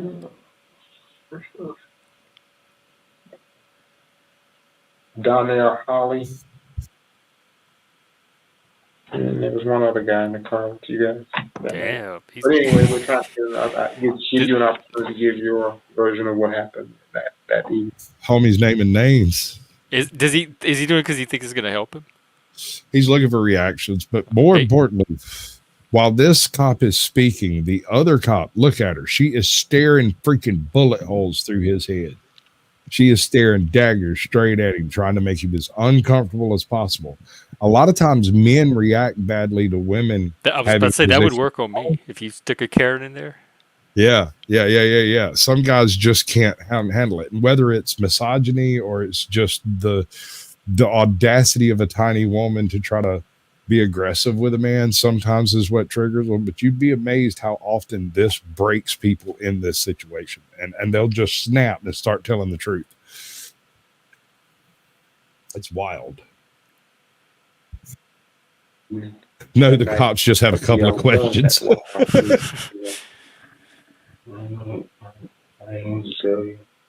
Okay. Were you at the Waffle House on January 15th, 2018, about 3 o'clock in the morning? Do you recall? I don't recall. Do you know? You went to the Guilt nightclub party. You know the party I'm talking about? That's a club. Huh? It's a club. Yeah. Like they had like a special party that weekend, I think. Which I will say, when he said the name Darnell, homie stared straight into his eyes for just a split second, as if to judge whether or not he knew or was guessing. And that reaction is enough to, at least on its surface, corroborate the concept that that guy and this guy were in the same car together. And it's also a method to let them know that they already know everything. Yeah. And a lot of times, if you can convince someone that there's really no questions left, they'll just answer the questions just to verify. And I don't know why that is, but it does seem to work. You know Jaylene Castillo? Yes, you know her? Yes. Would you consider her to be your girlfriend? We was dating. And do you know a Donnell Holland? Donnell Holland. Yeah, excuse me. It's a lot. It's a lot right now. Can I ask a question? Yes. You said somebody. What is it?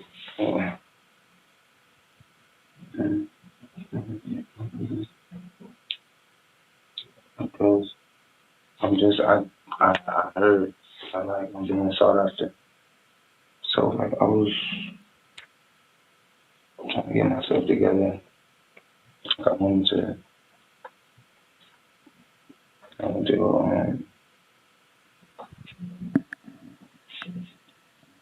And where did you hear that you were being sought after from? Recently, I guess not too long ago, I was went to my grandmother's house and I knew that they said that it was a warrant.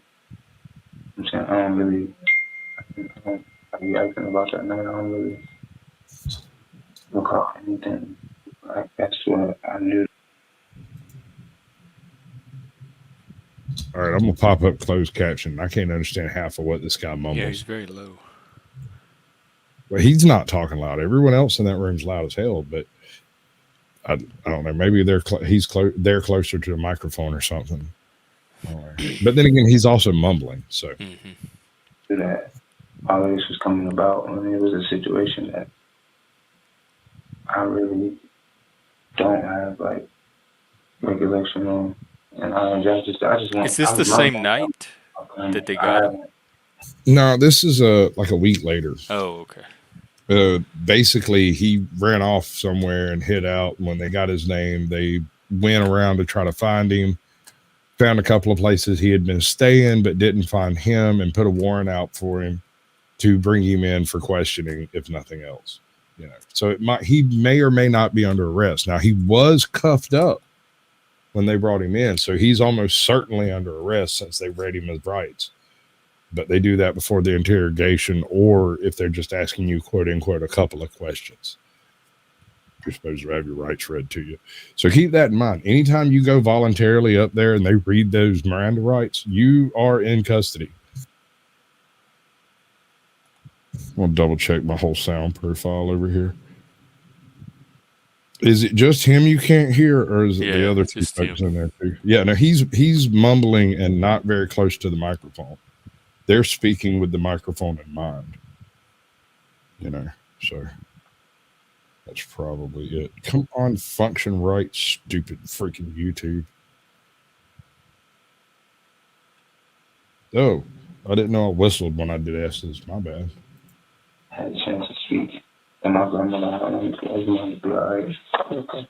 Well, let me ask you these. Lovitz Charles, you know who that is? No.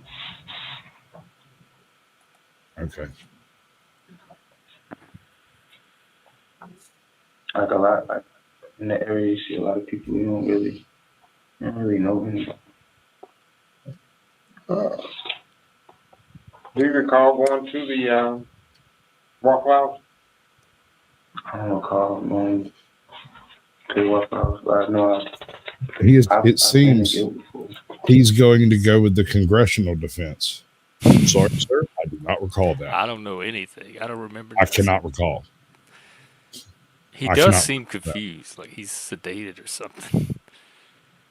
Well, I mean, there's two reasons why he would be confused in this circumstance. Either he's done so much dirt that he doesn't know specifically what he was brought in for, or he knows what he was brought in for and is trying to feign confusion.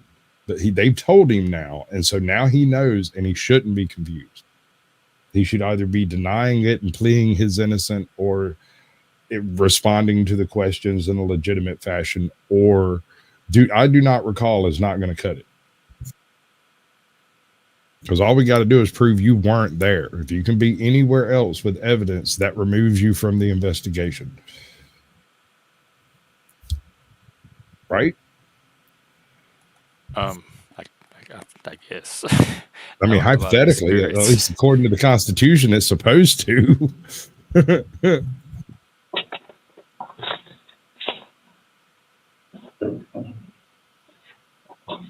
I mean, like, confused, like mentally confused, like he's in a fog, not confused about facts. Just he seems very sluggish. Like I don't know. He doesn't seem like in a normal state of mind. You reckon he's intoxicated? I don't know. Or did they just wake him up? Xannies or Klonopin or something like that. Or maybe that's just him. Like maybe he has something about him. He just doesn't. This doesn't seem like a normal state of waking consciousness. Okay, how about that? Maybe he's on that lean. Party, you weren't driving. You're of age. You're having a good time. You're drinking. Is it possible? Have you ever drank so much that you don't remember? No, I'm good. I don't like to be like that. If you mix, does that mess you up? I know that if you mix white and brown liquor, that's why you don't. Yeah, but like if you mix like smoking and drinking, does that mess you up personally? Would that be something that would mess you up that way? That would mess up your memory? I don't remember. No. I don't remember what messes up my memory.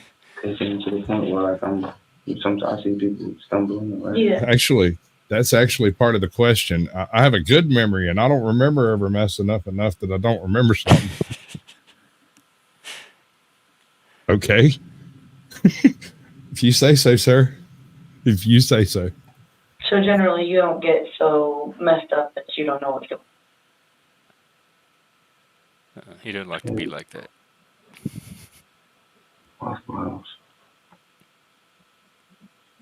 Man, this is worse than the Kamala interview. Try to get answers. Right? I haven't even looked at that thing yet. I just heard that she bobbed it out bad. So bad.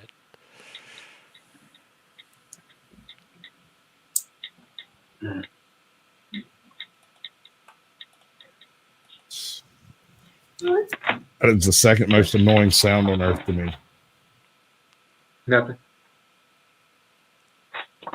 Would you remember if your girlfriend or your friend, Jaylynn, I told you she was shot during this incident? Would that make you remember? I would remember again.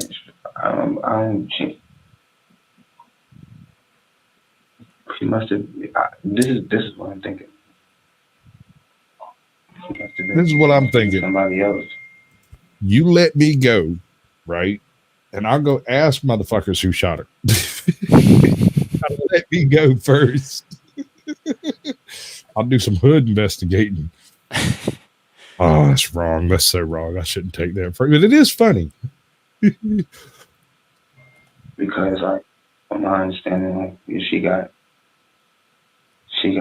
shot, but like it was a situation that had to do with some other people. Okay, so were you there when she got shot? No. Were you with her? No. So you weren't, if I told you she got shot at the Waffle House, you weren't at the Waffle House when she was shot? I don't recall being at the Waffle House. Like that's what a lot of people do after the club. Mm-hmm. I've been to that. Well, what if I tell you I've reviewed the video at the Waffle House and I see you at the Waffle House when she was shot? I don't recall being at the Waffle House. I mean, I don't know. I know every like business buildings have cameras, so like I don't know. All right, Jeff. Let me ask you a question. If you were at a Waffle House 5 years ago and somebody got shot, would you remember it? This was 5 years ago? No, I'm just saying, you personally, if you had encountered a massive shootout at the Waffle House and you happened to witness the thing, would you remember that? Yeah, I'm pretty sure. Even if you were drunk or possibly on some other meds? Yeah, unless like I was blacked out or my memory was impaired and I wasn't conscious of it to begin with. Right. But so if I witnessed it, it seemed like it would stick in my memory. Right. That somebody dying on scene does seem to kind of stick out a little bit, you know, like that old sore toe in the hallway in the night. Freaking Legos or whatever. Oh boy.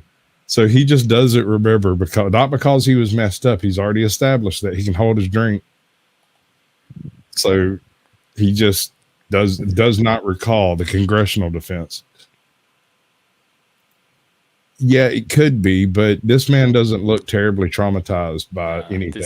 He's traumatized by being in a room with cops more than anything else. Trauma gets way too abused as a concept. It does. So if she was to tell us that you were at the Waffle House with her, then she would be lying?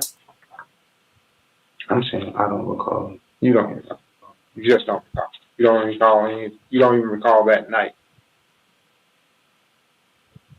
It was a party. I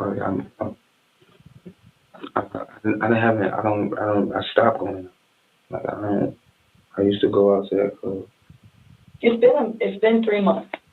We're in April now. This was in January. This might have been even. I think this was Martin Luther King weekend. Everybody had Monday off, so they had a big party at Guilt Night Club. Everybody went out. It was cold outside. It was really cold outside.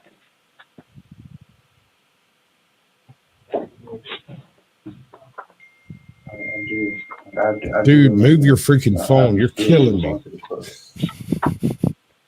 Is it fun? I'm almost positive he has the phone sitting on top of the freaking recorder. Like it was a calm night. It was real. It was fun. Yeah. I enjoyed myself. Yes. But it's. Would you go to the club place? I went with like my friends, and we went somewhere to eat. And I took an Uber. Was that the Waffle House? So you took an Uber? Yeah, and it's another thing I'm thinking about is you got a nickname for the dude. What's his name? Donnell? Donnell Holly. Is that a nickname? I don't know. Is that? I don't know. I'm sorry. Well, that's what I'm saying. That sounds familiar. Yeah. But I know Lubitz Charles is Lou. Do you have a nickname? I have a few. Okay. You don't have to reveal them because not all nicknames are complimentary, but I've had several. When I was working for Duke Energy, they called me Easy Money. And it was because of people would complain about the job. And when they started complaining, my response was to tell them, other jobs I've done that were harder. But Oh. this is easy money. Hard. You ought to be on a roof in the middle of summer in South Atlanta, right? This is easy. This is gravy work. We're good here. This is easy. No problem. Right. But they be like, man, it's so hot out here. There's so many bugs and this and that. And they're just bitching. I'm like, nah, dude, you don't know. You got the sweet trade over here, baby. And they hated it. And I ended up picking up the nickname Easy Money because every time they complained, I'd say this is the easy money. Yeah, you're robbing them of their victimhood. I guess so. I just don't like to hear people complain. And if I can make you laugh by telling you the truth, I don't think that's a problem. Okay, DJ. Yeah. All right. Dude, Donald Holly is DJ. Donald Holly is DJ. Okay. And I know. I don't know Lou Vince. I've met him before. I don't know him. But that night, were you riding with DJ? You and DJ, according to DJ, you and DJ went shopping, bought a outfit similar to the one you got on there, and then y'all went clubbing. Yeah, that's why I asked you, like, is my like who was his name? Yeah, I don't, I'm looking here at a report. They got his real name. Yeah, but like I went with him to the mall. I didn't have no money. Okay. I didn't really. We didn't go shopping. I didn't have no money. Yeah, but you ended up getting an outfit. Didn't you? Me, I didn't have any money. You can't buy anything with no money. No, I'm just saying. Which mall do you guys go to?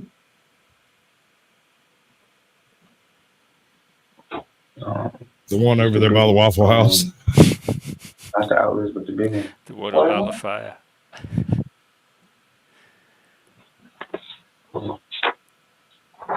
And after you went to the mall, where did you go? We went to eat and then to the club, but like I didn't buy with him. I didn't go with him. How did you get to the club? I believe an Uber. I don't really recall, but I believe Uber because like I had to, just drinking, like not having like heavy drinks, but like just drinking. I don't even know if I should even like. Did you guys take a Uber? You have an Uber account? No.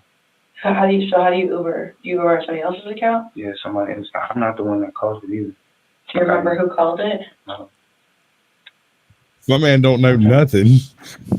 But that's. So how did you get from the? Yeah, I can't tell if this is just a dance or if he's really this. I go with someone else. I don't even really. I think he is trying to weigh his lack of usefulness against their willingness to lock him up.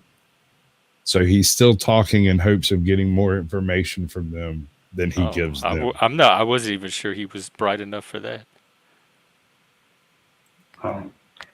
I believe my family, like whenever they get notified, I'm gonna have an attorney. All right, so all right, so here's the thing. He mentioned an attorney. He said, when my family notifies me, I'll have an attorney. He has not asked for an attorney. He has not demanded an attorney. The way you get an attorney, it says, I need an attorney, bring me an attorney, and then you shut the fuck up. Yeah, that's what I'm thinking. Like, is this his first crime, or is he just really bad at criming? I think he might be really bad at criming. This might be the first time he's brought into an interrogation room. I've been in an interrogation room. Oh. You want to hear my interrogation story? Yeah. Oh boy. Okay. As long as I don't have to tell mine. Go ahead. Okay. No, you're good. I can't remember exactly what year it is. 2008, 2009, somewhere in that ballpark. I had broken my back, dislocated my hip, and cracked my pelvis. I was in an immensity of pain. Got to the point where something had to give, and the old demon come a knocking. So I had several pokers in the fire at the same time at this point. I have a massive collection of VHS movies, And I had several people that were buying movies from me, and I had to go around to different places with the movies they wanted, like that stuff. Went and bought a bag of Mary J. Wana. And while I was at the place, the game warden rides by me. Right? So when we leave here, 45 minutes later and 30 miles away, we come across that same game warden. I recognized him. And I looked over at the woman who would become my wife and was like, I'm fixing to go to jail. She's like, what are you talking about? They're going to pull us over. That guy's federal, and I'm going to jail. You don't know anything. And she's like, okay. And no sooner than I get that out of my mouth, blue lights hit. We get pulled over. He snatches us out. There's a little discussion on the side of the road. I get pulled in with 19 felonies. Wow. Yeah, no, I was more impressed than anyone else. I would not have guessed, honestly. So apparently when where we pulled over was a soft shoulder, which means there's no road, there's no easement. It just dropped straight off the side of a mountain, basically. And when I got out, I fell down the freaking thing, and he counted that as a felony evasion. Are you serious? I'm dead fucking serious. Did it stick? Bro. No. All of everything got thrown out. The only thing I ended up getting when it was all said and done was a misdemeanor possession, which is all I had. That was fine. Oh, so this was before recreational weed. Yeah, but Georgia still doesn't have weed. recreational weed. It's still a felony in Georgia, bro. Anyway, y'all don't have weed? Possession less than an ounce. This is enough to get you taken downtown, but that's about it. After that, it becomes like 6 months probation and a ticket. Oh, okay. You know. So I get brought in with 19 felonies. I don't even know what all they were. I can't remember. I'd have to go dig up my freaking charges papers, and I don't even know where they're at right now. We've moved since then twice. So I'm sitting in there. I get put in like 3:00 in the afternoon. I'm in there overnight, and at around 10:30 that night, which was really weird to me, that they showed up at the cell and knocked on the door, and the chick who did this just walks up and sticks a pack of cigarettes against the window and was like, do you want to talk to me? I said, sure. Do I get to smoke some of those cigarettes or just look at them? She's like, you smoke them. I was like, no, let's go talk. So we go in, she takes a pack of matches and lays it on the table, and pack of cigarettes, opens them, pulls one part of the way out, sets it down, and says, now you have to tell me something. Start at the beginning. I said, well, I was born on a poor pig farm in Washington County. My father was a factory worker. And this went on for 10 minutes before she finally goes, wait, no. Something a little bit more recent. Oh. So when I started high school, and she let that go for a few minutes. But then I fell into the dumbest story that has ever left my mouth. Have you ever seen Don't Mess with the Zohan? The movie? Yeah, I love that movie. Do you know the weird buddy he has that has the goat and tells the story about goats and stuff? I don't remember that part. The onion soup, the goat that made amazing onion soup. Vague. Anyway, I go off, like, she finally gives me a cigarette. I light it up, and I go off on a story about how I have a goat. And the problem with the goat is he's always eating my pears. He will climb right up in the tree and get the pears.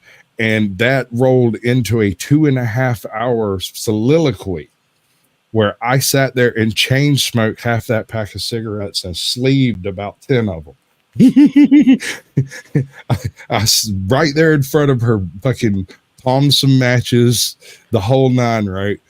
And finally she just jerks up, and I told her about the goat was it was a combination of several different goats I've encountered in my life. That's the why whole 2 hours was about goats. Was about a goat that I never owned. These are stories I heard from other people about goats, stories that I've encountered in movies and other things about goats. And I just put them all into an endless soliloquy that just kept on going. It was more than one cigarette. I'm telling you, I was probably 5 left in that pack when I got done. And And finally, she snaps. She kind of twitches and goes, "Hold on. Are you just running me a line of bullshit?" I said, "Yes, ma'am. You offered me cigarettes if I talked to you, and I am still currently talking. You interrupted me." She gets a little bit perturbed, jerks me up, takes me back in there, puts me in cuffs, sticks me back in the cell. And I sat there and waited. And, you know, when you're in there at like 11:30, 12 o'clock, nobody's moving around in there in the jail. They're all under lockdown. And so they're all just sitting on their bed reading or sleeping or jerking off or whatever it is they're doing. There's virtually no noise. This chick walked back and forth outside my cell waiting for me to light a cigarette. Back and forth, because she knew I had stolen some, but they had patted me down before they put me in the cell and didn't find them. Back and forth for good 20 minutes. And then she left. I lit me a cigarette, sat there, woke up the next morning, smoked a cigarette, went downstairs and gave it to all the other inmates, gave everybody cigarettes that I had over here. You have one, one for you. I was Oprah up in that motherfucker. Popular shit. I get bailed out. We go to court. All the charges are dropped except for the misdemeanor possession. And fast forward 2 years later, one of my friends becomes the local sheriff. One of his friends recognizes me, apparently from a video he watched labeled "How Not to Interrogate." I asked my buddy about it. Do y'all still have that video of me doing the interrogation? He laughed. He goes, "No, sir. We dispose of those after a certain amount of time." And I was like, "Bullshit." Dispose of what? Would they dispose of? The videos, interrogation videos that go nowhere. Oh, they're like after a certain amount of time. I don't buy that shit at all. The guy that I talked to had been hired onto the local police department as like a freaking day laborer, and then went to the academy to become a cop. And when he got back from the academy and all that stuff, he was officially hired on as a deputy. And one of the things he said they had him do was sit down and watch my interrogation so that shit doesn't happen to other people. That's what I was told. Now I don't know if that's true, and I can't get any verification from anybody. Like, I know most of the people in the police department over here, and all I can get out of them when I ask is they just laugh at me and go, "Nah," walk away. But they laugh too hard to not understand the joke, if you get what I'm saying. Was that your first time?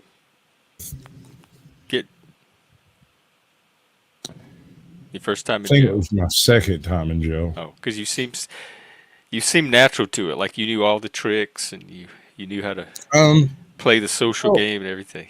The thing about that is the type of shit that I was involved in before I got clean.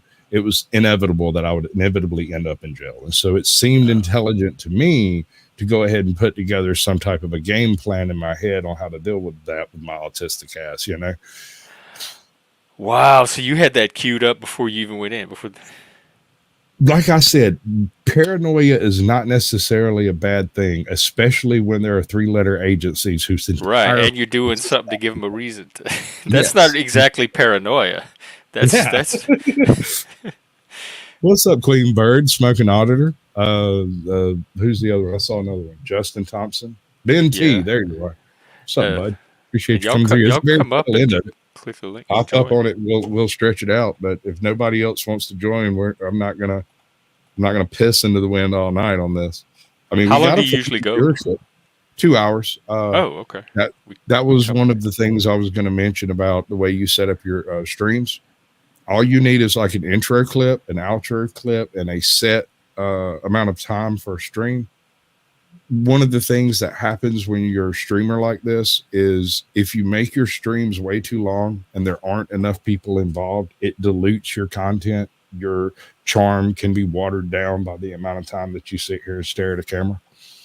Oh yeah, it's probably already watered down as it could get. I don't know. I also have another philosophy, and this is just my own testing. I haven't really tested this on anyone else at all. I call it planned exclusivity. The way this works there are things that I've learned to do messing around with YouTube that I don't have any interest in doing. It's not part of my channel. It's not something I want to do. One thing I do enjoy is creating shows for folks, like taking a guess. I see you, bud. Come on. There you go.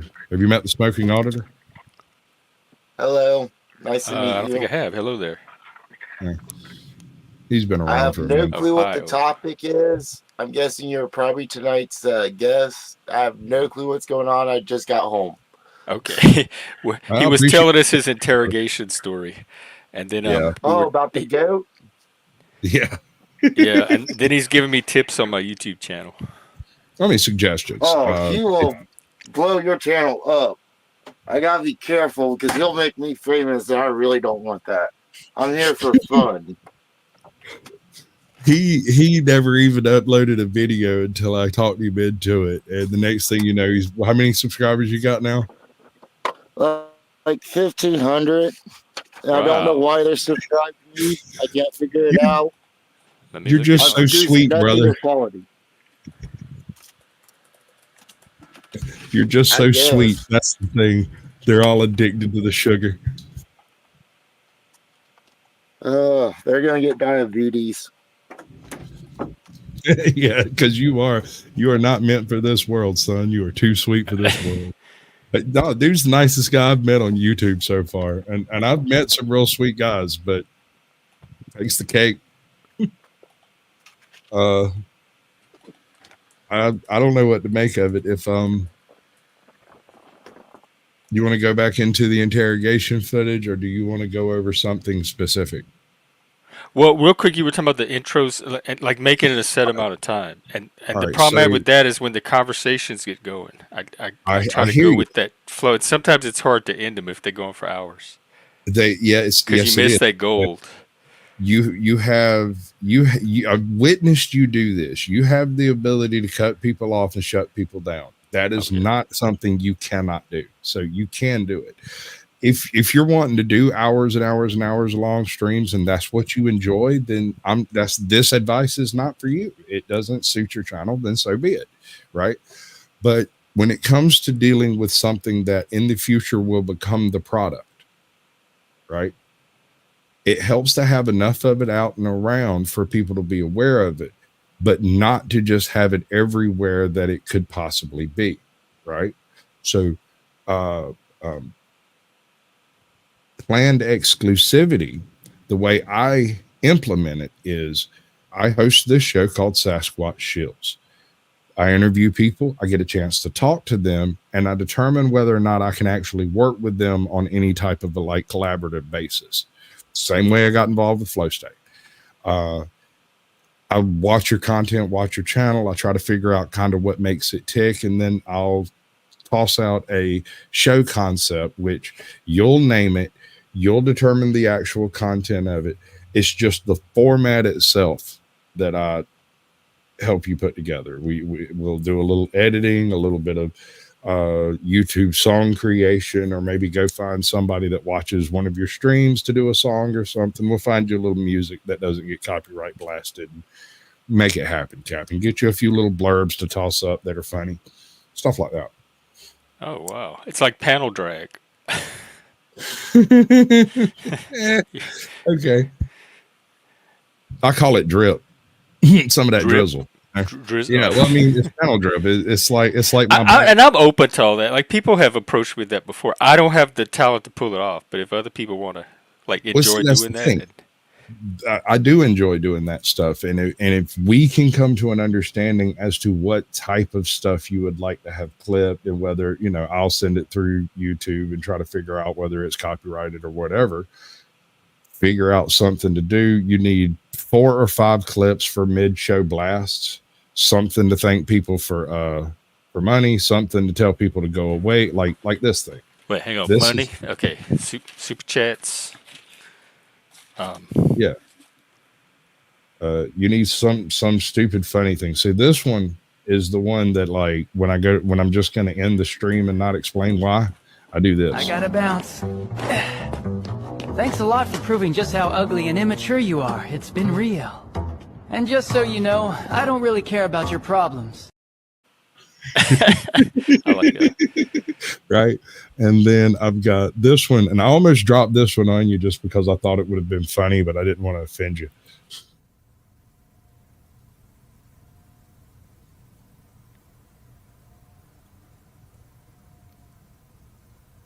Oh my God. This is so weird.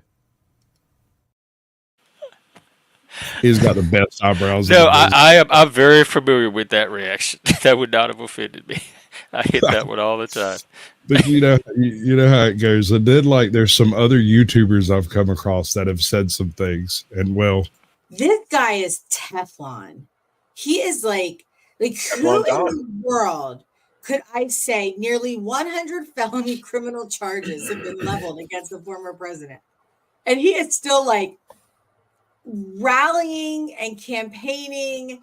I feel like he like eats his shit and it just like makes him tanner and younger and stronger. I feel like he eats it with like a golden spoon that's like emblazoned the Mar-a-Lago emblem, and he's just like, give me more charges. It's like amazing. You better not cut that and make that a video. I just realized I can pull them from my own streams, right? Like have different panelists and characters have the clips instead of from movies, and that wouldn't even be copyrighted. That would be your copyrighted material, Yeah. actually. Yes. The problem is going back through what 600 videos and trying to find. Dude, I got like 1,600, man. Like, yeah, Wow. I can't wait till the AI can index so that you just search. Yeah, I think now. Yeah, Sasquatch, this is doable. Like maybe you're on Discord, right? I have a Discord, but NC Tyrant Hunter trashed it by sharing it. He had like 200,000 subscribers, and I ended up with like 3,000 of them in there. Just didn't know what to fucking do with it. I got mogged without realizing what to do. Oh, well, we have email too. We have each other's email. Right, email will get me. It might take a couple hours, but it'll get me. Because if you send me like the type of clips to start looking for, I could start thinking about what would make good clips and pulling some candidates out. Typically speaking, you're looking for either someone who says something very succinctly or someone who says something out of pocket that's funny. Only it doesn't have to be funny to everyone on earth. It's like a callback joke, right? It's like yeah. So the people who are involved will get the joke and the other people won't, and occasionally people will explain it to other people. It's like Lorenzo. I have a fictional assistant who does all the things wrong that goes wrong with the show. Oh, I think I need to get one of those too. It was a byproduct. Everybody should have a Lorenzo. Yeah, everybody needs a Lorenzo. I'm a firm believer in this, but it's a byproduct of this clip. Sorry. Good news, though. We're going to have to move the party somewhere a little bit more private, but you're all invited. Lorenzo will give you the details. And so Lorenzo is the assistant. What it is. I think that's a great idea. I'm gonna start doing that, and as I do my streams, I'm gonna mark future clips because StreamYard has a little tool supposedly they rolled out where you can mark clips while they're happening and then go back and clip them. Can I make a suggestion Yes, now? sir. When you start going through your old videos, every time someone says your channel name, and Flow State has like a 20-minute video of people saying his name just from like his stream and different streams. Just mark that down and make that like a separate thing since you're already going through it all, just so you can make a video of people promoting Talking about my channel. Well, I guess we have our answer to your poll now. Yeah. How come I always miss the polls by coming up here on panel? No, the poll was here through the first half of the show, which was Sasquatch Shills. You know how I do it. This is the After Dark section. The poll ends at the end of Sasquatch Shills. And you only get to see the results if you're in chat when Sasquatch Shills ends after I end the show on their stream. It was Layers, if YouTube and like it intensifies narcissism, does it breed narcissism? I think so. I think YouTube provides, especially the Panelverse, provides a fertile growing space for narcissistic tendencies. And Probably that so. fertile growing space requires that the individual reject the narcissistic impetus, right?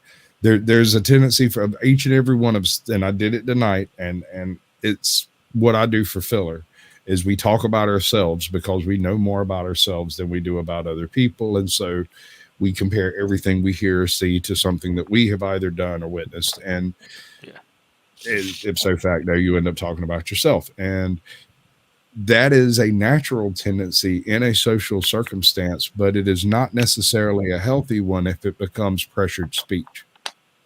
What's pressured speech? When you're sitting around like, okay, you've probably lost a lot of this tendency dealing with the Panelverse because of lag and stuff. There's a certain amount of time in a face-to-face conversation that you can remain silent, and the other person will automatically start talking, because that's the point in time in conversation that speech is supposed to take place. And that is a pressured speech moment. If And you so they can just start prevent, to fill in. you just fill in the space because somebody's supposed to talk. That's what happens when you have like several people that start talking at exactly the same time. Several After the people, just like that. Ingmar Bergman made a whole movie about that. You're not wrong.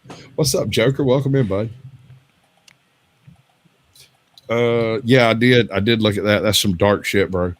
There's some dark shit in that link, and I don't even want to go over it. We're not having that conversation tonight. In fact, this is probably going to wrap up the show right here. You got anything else you want to say, Smoking?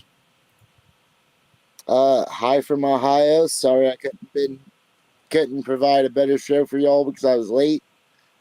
I'll see you all in the next panel. Yeah, bud. Jeff, your turn. Thanks a lot. I hope this is the beginning of more. I feel like we just scratched the surface. So thank you. Absolutely. You've got my email. If you've got any questions or anything, I'll answer them to the best of my ability. Or if there's a creator out there I've worked with before that's trustworthy, I might send you in their direction because they know more about it than I do. So I don't know anything about the donation structures of YouTube or what's compatible and what's not, any of that, because I don't accept donations. The reason I don't accept donations is one of the very first things that happened when I started doing interviews. The fourth person tried to pay me for an interview, and they got really frustrated and was like, well, if I can't give you money, why would you interview me? And I'm like, I'm not interviewing you for money, dude. You can't buy an interview with me. There's no way to donate. There's no way to give me money. So you cannot buy an interview with me. I have to take interest in your channel, or a previous guest has to request you as an interview. And even then, I get the determination on whether or not I want to promote your channel because it's mine, you know? Yeah. I'll say to date, as far as I know, it's only been me and maybe Tiffany's Epiphanies who have donated or done something for your channel.